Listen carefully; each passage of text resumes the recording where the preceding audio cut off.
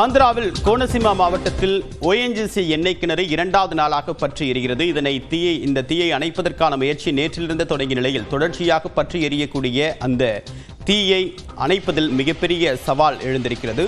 இருசுமண்டா என்ற கிராமத்தில் வாயு கசிவால் நேற்று தீ விபத்து ஏற்பட்டிருக்கிறது. பல மணி நேரம் போராடியும் இந்த தீ அணைக்கப்படாமல் கொழுந்துவிட்டு எரிவதை காட்சிகளில் பார்க்க முடிகிறது.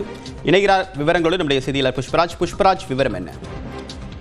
தேவப்பிரியன், ஆந்திராவின் கோனசீமா மாவட்டத்தில் உள்ள இருசுமண்டா அருகே ONGC நிறுவனத்துக்கு சொந்தமான எண்ணெய் கிணறு உள்ளது.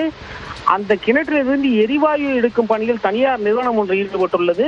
இந்த நிலையில் நேற்று அங்கு எரிவாயு கசிவு ஏற்பட்ட காரணத்தால் அந்த நிறுவனத்தின் ஊழியர்கள் மராமத்து பணியில் ஈடுபட்டிருந்தனர். அப்போது கிணற்றிலிருந்து வேகமாக வெளியேறிய எரிவாயு அந்த பகுதி முழுவதையும் சுற்றி சூழ்ந்து விட்டது. இது ஏதோ பனிமூட்டம் போல் உள்ளது என்று அந்த ஊழியர்கள் கருதி கொண்டிருந்த நிலையில் திடீரென்று எரிவாயு ஆங்காங்கே வியாபித்திருந்த எரிவாயு ஆங்காங்கே வெடித்து பெரும் வெடிவிபத்தாக மாறி தீப்பற்றி எரிய துவங்கியது. இதனால் அங்கு பணியில் இருந்த ஊழியர்கள் அலறி அடித்து ஓட்டம் பிடித்து இது பற்றி ONGC அதிகாரிகளுக்கு தகவல் அளித்தனர். இதனைத் தொடர்ந்து அங்கு வந்து சேர்ந்த மாவட்ட ஆட்சியர் மற்றும் போலீஸ் எஸ்பி, ONGC அதிகாரிகள், தீயணைப்பு துறையினர் ஆகியோர் அந்த தீயை கட்டுப்படுத்தி அணைக்கும் முயற்சியில் ஈடுபட்டனர். இதற்கிடையே அந்த வெடி விபத்து பெரும் தீ விபத்தாக மாறி சுமார் 60 அடி உயரத்திற்கு கொழுந்து விட்டு எரிய துவங்கியது. இந்த நிலையில் அதை அணைப்பதற்காக 15க்கும் மேற்பட்ட தீயணைப்பு வாகனங்கள் வரவழைக்கப்பட்ட முயற்சிகள் மேற்கொள்ளப்பட்டன.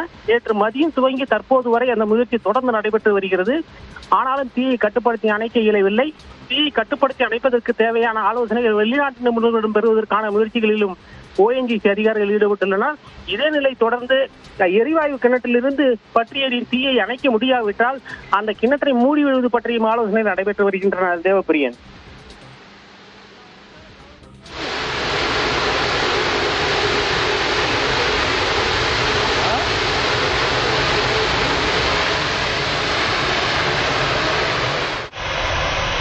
விரிவான தகவலுக்கு நன்றி புஷ்பராஜ்.